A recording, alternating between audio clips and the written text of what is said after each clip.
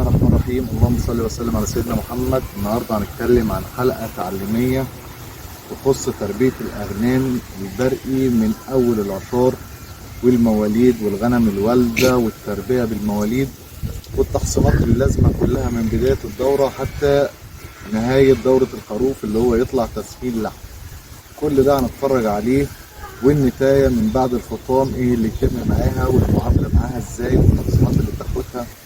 كل ده هنشرحوه في حلقة بسيطة كده الناس تتعلم منها. أول حاجة عايزين نأكد عليها، الأمهات ما ينفعش تتربى في زرايب مقفولة، لابد اللي هي تتربى في مكان مفتوح، أرض زراعية. شوف الأرض اللي عند حضرتك تشيل مساحة كام نعجة، تربي أقل من يوم مثلا ب20 نعجة. معانا الأرض هنا زي ما نجيبها تشيل معانا مثلا 150 نعجة، حاطين فيها 120 نعجة المزرعة دي. الزراعة الأساسية لينا البرسيم الحجازي، ده أهم حاجة بنستخدمه. ويا ريت الغنم ما تتحبسي وتحط لها الأكل بتاعها جوه. الغنم لابد من المرعى بتاعتها، لازم ترعى. الغنم العشار عندنا بترعى على برسيم حجازي فقط، ما بتاكلش أي أعلاف معاه. بنستخدم لها الراعي برسيم حجازي، بس البرسيم عشان لازم ترعى فيه لازم يبقى عطشان شوية وتكون الزهرة بتاعته طلعت عشان ما يعملناش حالات تسمم. تمام؟ ده بالنسبة للأغنام العشار. أما بالنسبة للي بتولد من هنا بتتنقل في مكان تاني لوحده، وهوريكم الغنم الوالدة والمواليد بتاعتها بتتعزل منها وأكل المواليد. كل ده هنشرحوه واحدة واحدة. النقطة التانية اللي عايزين نتكلم فيها عشان ناس كتير بتسألني فيها، التحصينات. الغنم دي بنديها تحصينات مرة واحدة في السنة. بندي تحصين 8 أمراض مرة واحدة سنويا، ويكرر بعد 21 يوم. تحصيننا بيبقى في شهر واحد ال8 أمراض، بنكرر تحصيننا بعديه ب20 يوم أو 21 يوم. دي اسمها جرعة تكميلية ل8 أمراض. ال8 أمراض دي اللي هي الكوليستيريديا والباستريلا، الأمراض المعوية والرئوية. بنجرع ديدان تجريعة محترمة مرتين في السنة، مرة كل 6 شهور. بندي طاعون مقطرات والغنم عشار. طاعون المقطرات فايدته جميلة جدا ومهمة جدا، بتمنع نافق المواليد في حالات الإسهال اللي بتيجي عند المواليد الصغيرة. تقسيم طاعون المقطرات بيمنع أي خلفة صغيرة تجيلها إسهالات. وبندي جدري عشان مرض الجدري خطير، اللي هو في الأغنام بيسمى بالجلد العقدي. تمام؟ وفي الأغنام في بعض المربيين بيسموه السليم، والاسم العلمي ليه الجدري. ندي تحصين الجدري. ننقل بقى موضوعنا كده. ده بالنسبة للتحصينات اللي بتتم معانا سنويا. 8 أمراض، تجريع ديدان كل 6 شهور، والجرعة بتتكرر الديدان بعد 15 يوم، ولازم تبقى على صيام أقل حاجة 8 ساعات. جدري وطاعون مضطرات. دي التحصينات بتاعتنا. في تحصينات تانية بس احنا ما بنستخدمهاش زي الحمى القلعية. الحمى القلعية ما بتكونش خطيرة جامد على الأغنام، ولو جت رمايسل 300 بيقضي عليها. ده لو جت. ما بنحبش ندي متصدع او الكلام من ده كله، عشان لو اديته لازم يبقى كل سنه قد الغنم المتصدع والكلام ده. فانا بقلل من التحصينات والادويه في المزرعه. يبقى ده منعجه صحتها حلوه، ما تخافش عليها من اي حاجه. لو جالها اي دور بتعدي منها. تمام؟ ما ينفعش حد يربي نعجه في زريبه مقفوله، او يربي فوق سطح او في اوضه. الكلام ده ممنوع. الكلام ده لخروف التسمين. اما النعجه العشر اللي بتولد والكلام من ده كله. الشكل اللي قداميكوا دي الغنم العشار وهي بترعى. انت برضو لازم تحسب الحسابيه عندك، تشوف الفدان بياكل كام راس وتجيب اقل شويه. الارض مساحتها هنا حوالي 5 فدادين مثلا. ال5 فدادين بيأكلهم 100 نعجة مستريح أو 120 نعجة مستريح. الطاقة بتاعت المزرعة هنا 120 نعجة متقسمة. اللي بتولد بتتعزل زي ما شرحنا، وهنشرح لحضراتكم قداميكم برضو لما نخش على النعاج الوالدة. تمام؟ ننقل كده للنعاج الوالدة.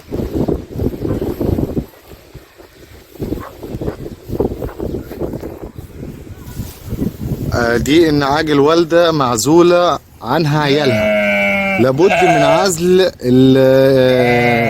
الخرفان الصغيرة يوميا عشان تاكل علف لوحدها. بالنسبة لأكل العشوار ده، الغنم الوالدة معلش آسف، الأكل بتاعها كيلو علف يوميا زائد البرسيم الحجازي. لازم تاكل كيلو علف يوميا، ما تاكلش أقل من كده. وعيالها بتتعزل لوحدها، الخلفة بتاعتها لازم تتعزل تاكل علف لمدة 5 شهور. كده انت بتطلع خروف محترم. وهنشوف هناك الخرفان وهي معزولة الخلفة بتاعتها. تمام. والتحصينات برضو سريعة على الكل، تحصينات على الكل. نيجي نشوف الخلفة اللي معزولة. يعني مدة العزل يا دوب بتبعد عن امهاتها حوالي ساعة، اللي هي تاكل فيها العلف بتاعها براحتها خالص وترجع تاني للامهات. الامهات علف لوحدها والنعاج علف لوحدها.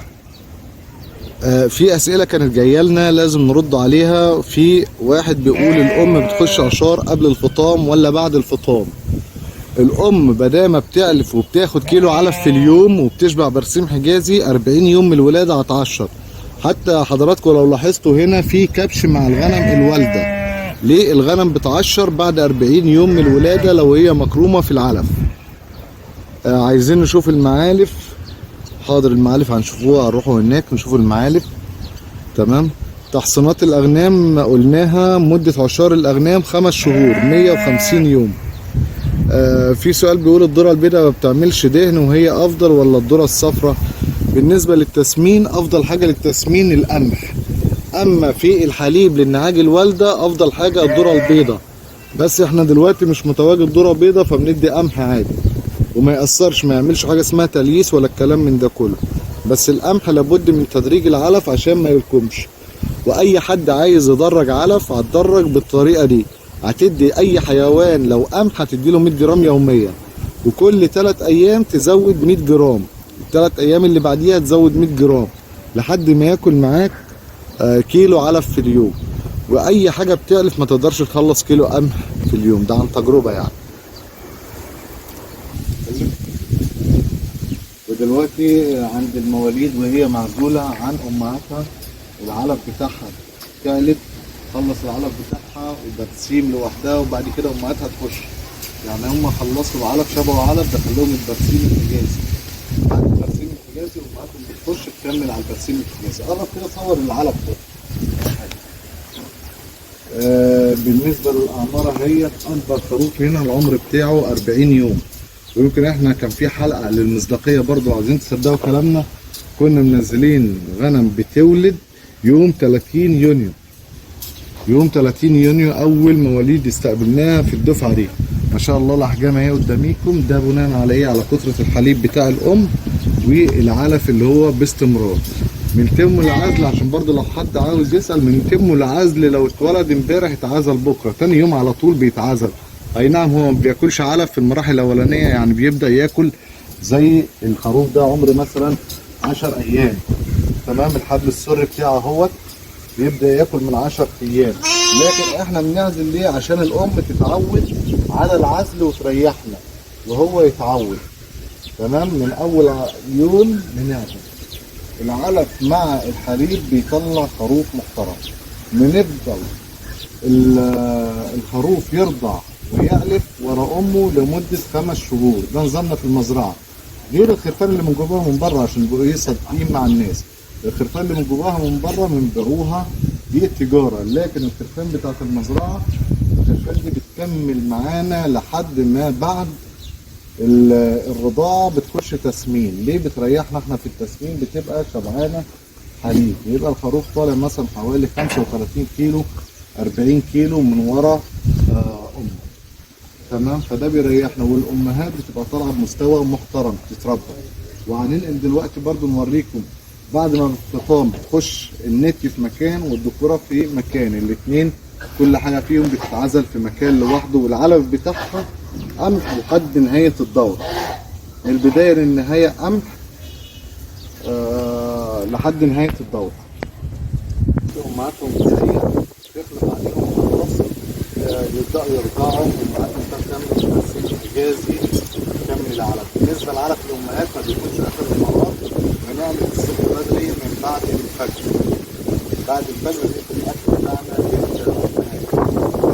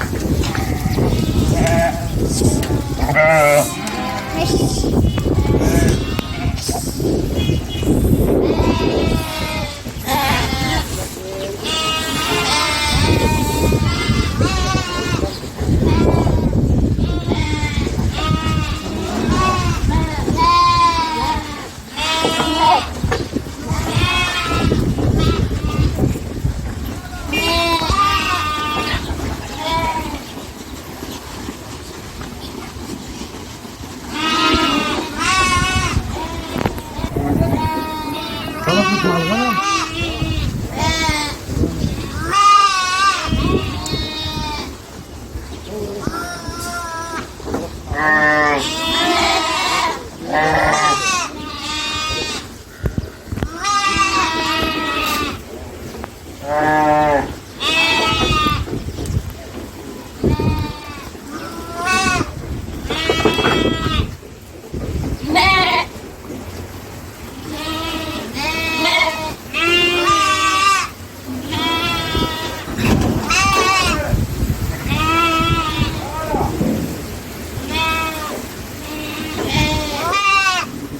مين اللي معاكوا كده على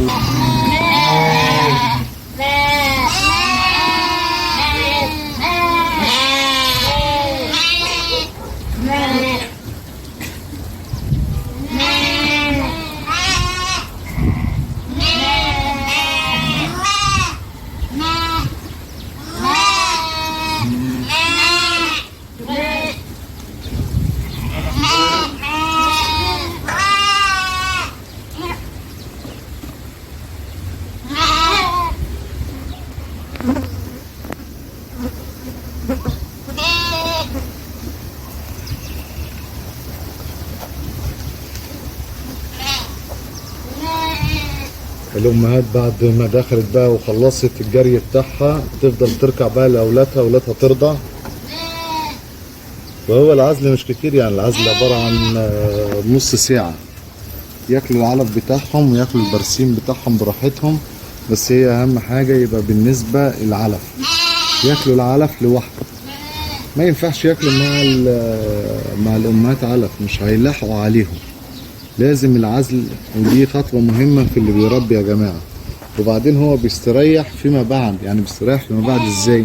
لو هياخد الخروف يسمنه مش هيدرج خروف علف، ساعة ما يفطوب من أمه هو بيشبع علف ما بيتلكمش. فهي برضه هتبقى خطوة كويسة ليه، ما فيهاش أي مشكلة خالص بالنسبة له. واحنا معاكم برضه رقم التليفون هيظهر عندكم، أي حاجة وأي مشاكل تواجهكم تحت أمركم. ده بالنسبة للأغنام البرقي. في ناس بتسألني بتقول لي أيهما أفضل، الرحماني أو الأسيمي أو البرقي؟ السؤال ما يتسألش كده، أنت شوف المنطقة المفضلة في التسويق ليك إيه. يعني أي حد يعمل مشروع أول خطوة يبص لها التسويق، أنت هتسوق إيه عندك، المنطقة اللي عندك إيه. مع إن السوق دلوقتي ما شاء الله سوق مفتوح مفهوم. فاهم حاجه بالنسبه ليهم التسويق. فما تجيش تسالني الرحمن البلدي، انت البيئه عندك ايه. هو ميزه البرقي ومميزات الغنم البرقي بتتحمل العوامل الجويه، يعني احنا ولا عندنا سقف ولا عندنا اي حاجه، الكلام ده كله صيف شتاء، تمام. في ناس بتسال على شكل العلافات، لهم برضه شكل العلافات. البرقي مميزاته عندنا حنون على عياله، غير الغنم الرحماني انا جربت تربيتها بس على عدد صغير، كان ما كانتش تبقى حنونه، وكان في غنم برضه حنونه على عيالها بس مش زي البرقي. البرقي افضل سلاله لقيتها معايا في التحويل وفي كل حاجه، لما بتشبع بتديني، تمام. بتنقل دلوقتي الحاجات اللي هي اتفطمت زي خرفان اتفطمت، نوريكم الخرفان ايه اللي بيتم معاها بعد الفطام، والحليات اللي هي النتي بعد الفطام ايه اللي بيتم معاها. ده بالنسبة للنتي بعد ما اتعزلت، خدت بالك دخلت خلاص مرحلة اتفطمت ودخلت دي مفطومة بقالها شهر، العمر بتاعها تقريبا 6 شهور. احنا قصينا النهارده، لسه النهارده قصين الحليات دي كلها. قصين ليه؟ عشان خاطر الجو حر وتفوق معانا الغنم شويه. الغنم دي بتعشر ان شاء الله، تعشر معانا كده على شهر واحد، بس تقعد تعلف، ما ينفعش تاكل اي اكل، بتعلف زي الذكر، برسيم حجازي حجازي وقمح برضو، يا اما ذره بيضه ذره صفراء، اي حاجه مش مشكله، اهم حاجه تعرف ما تقفش كده من غير علف. بالنسبة للنعاج، انت بتعمل مشروع كل سنة بتلاقي لك نعاج فيها مشكلة، زي النعجة دي بنسموها شطور، فيها ضلع واحد شغال خلاص، ندخلها لحم هي وابنها، ما ينفعش اربيها تاني. اول ما تولد تخش لحم، تخش مع الحليات هنا تاني. ده بالنسبة للنتي. في نعجة زي السن عجزت خلاص، وقعت سنان، تخش تعلف وهي عشار، ما استناش لما تولد، ليه؟ هتتبهدل في الرعي وفي الكلام من ده كله. لازم تخش وهي عشر، تعلف مثلا شهرين وهي عشار، تولد ولدة محترمة وخلفة محترمة وتسمن معايا برضو في اللحم. اجي بعد كده ابيعها لحم واستفاد بالخلفة بتاعتها. دي بالنسبة للمفاطيم بعد ما بتخش. دولت نتي اتعزلوا خلاص وتعصوا، ان شاء الله يطلعوا في شهر واحد يعشروا جديد مع الغنم بتاعتنا. نرجع تاني للذكور، نخش للذكور نصورها لكم اللي معزولة. طبعا الذكور بتطلع اللحم ونطلع اوزان عندنا 55 ل 60 كيلو. هنخش على عنبر الذكور. ده بالنسبة للذكور. طبعا الأعمار مختلفة عشان التطور ما بيكونش في وقت واحد، بس اللي بيستوي من بعيد. الذكور دي عندنا أوزان هنا 40 وأوزان 35 كيلو. برضو قصير النهاردة من أول ميزان 35 كيلو بنبدأ نقص، والفطام عندنا بيبقى من 30 ل 35 كيلو. العلف بتاعنا الأساسي قمح من بداية الدورة لنهاية الدورة قمح، ما بنغيرش العلف بتاعنا. كنا شغالين قبل كده بعلف الوطنية وكان بيدي معانا تحويلات كويسة، بس السعر هو اللي غالي. النهارده طن علف الوطنية مسمع ل 17,000، فاحنا مستكترين الأسعار فمأثرة علينا الزيادة دي. في فرق بينه وبين العلف التاني 7 جنيه في الكيلو، فالتكلفة عالية فوقفت. العلف بتاع الغنم دي ما بنعلفش إلا بعد المغرب وبعد الفجر بس. نحط العلف بتاعنا. والبرسيم الحجازي حاجة بسيطة في اليوم، يعني دول عدد 40 خروف بياخدوا نص بالة برسيم حجازي يوميا، ما بياخدوش أكتر من كده. وبياخدوا 40 كيلو علف، عبارة عن 20 كيلو الصبح و20 كيلو آخر النهار. كل خروف بياخد كيلو علف بتاعه في اليوم.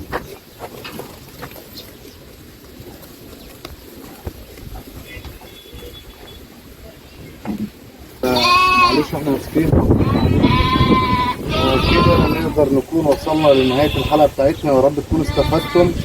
ودعمونا بالاشتراك في القناة أغنام برقي مزارع مرسي محمود. شكرا لحضراتكم واتمنى المتابعة منكم. ولو في أي أسئلة، أي مشاكل واجهتكم في تربية الأغنام بردان التسمين، أنا تحت أمركم. وإن شاء الله بإذن الله هيبقى في حلقة جديدة عن الماعز وتربيتها وتهجين الماعز البرقي مع البور. ان شاء الله هنعمل لكم حلقه قريب ان شاء الله. واكتبوا لنا كل الاسئله بحيث احنا بنراجع الاسئله والتعليقات بتاعتكم بنجمعها ونرد عليها. شكرا لحضراتكم. وللتواصل الاتصال على 012 2 68 444 29 مرسي محمود.